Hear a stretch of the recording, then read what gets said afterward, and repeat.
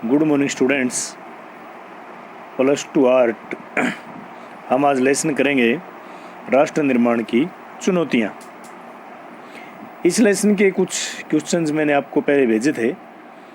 फिर हम लेसन को आज वीडियो के माध्यम से अपनी बुक खोल लीजिए, सबके पास बुक है, और लेसन स्टार्ट करते हैं। बुक नंबर 2 का फर्स्ट लेसन, राष्ट्र निर्माण की चुनौतियाँ। भारत की आज़ादी के बाद किस प्रकार से देश के सामने भिन्न भिन्न प्रकार की चुनौतियाँ आई, उन चुनौतियों के बारे में लेसन में पढ़ेंगे। सन 1947 के 14-15 अगस्त की मध्य रात्रि को हिंदुस्तान आज़ाद हुआ।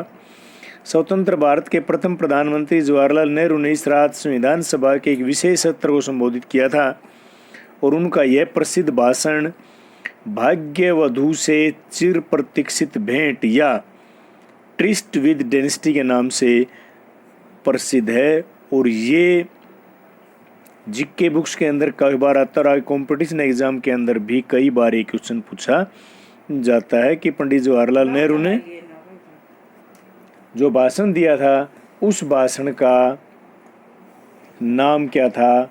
भाग्यवधू से चिर प्रतीक्षित भेंट या ट्रिस्ट विद डेस्टिनी।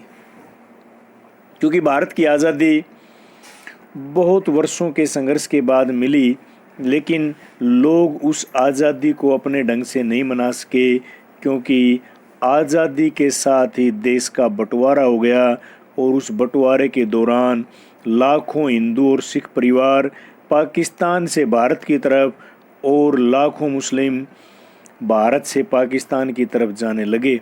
और उस दौर में जो दुश्मनी उत्पन्न हुई, ये भारत सरकार के आंकड़े हैं कि 20 लाख लोग उस दौरान मार दिए गए और किसी के ऊपर कोई कार्रवाइयाँ नहीं हुई। लाखों लोग गायब हो गए, बच्चे माँ बाप से बिछड़ गए, विधवा औरतों का मेला लग गया।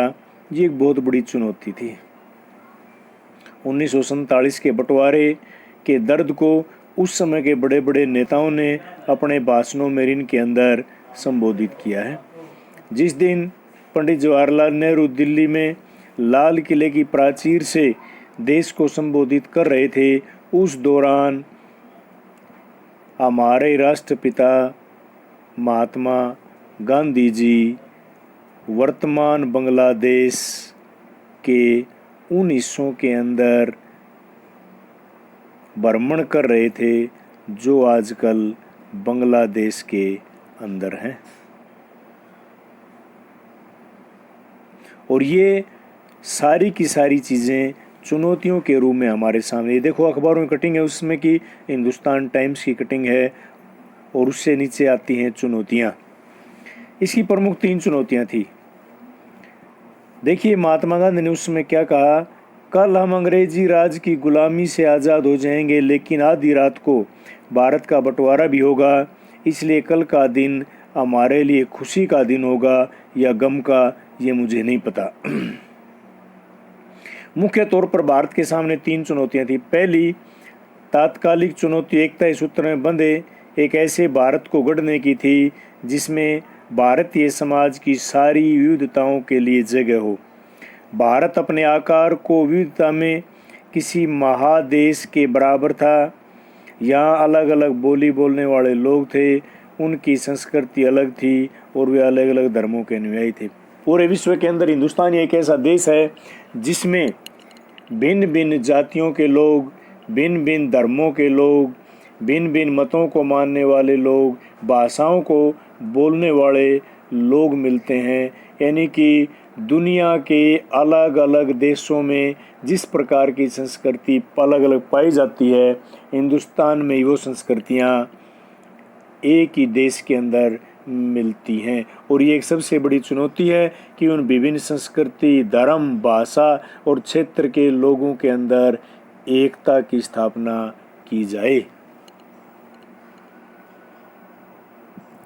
भारत के भविष्य के लिए ये एक गंभीर सवाल थे, क्या भारत एक रह पाएगा? क्या ऐसा करने के लिए भारत सिर्फ राष्ट्रीय एकता की बात पर सबसे ज़्यादा जोर देगा और बाकी उद्देश्यों को तिलांजलि दे देगा?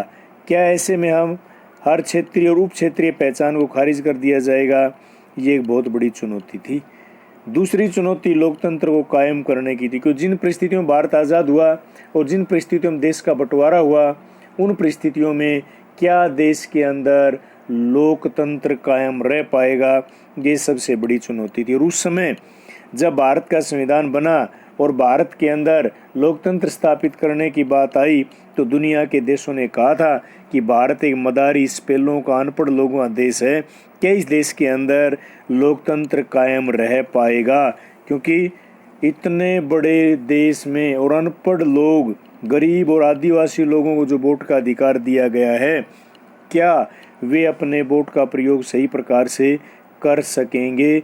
और यही चिंता एक बहुत बड़ी चुनौती थी, लेकिन भारत के लोगों ने दुनिया की इन सब बातों को खारिज कर दिया और आज भारत दुनिया का सबसे अच्छा और सबसे बड़ा लोकतंत्र है।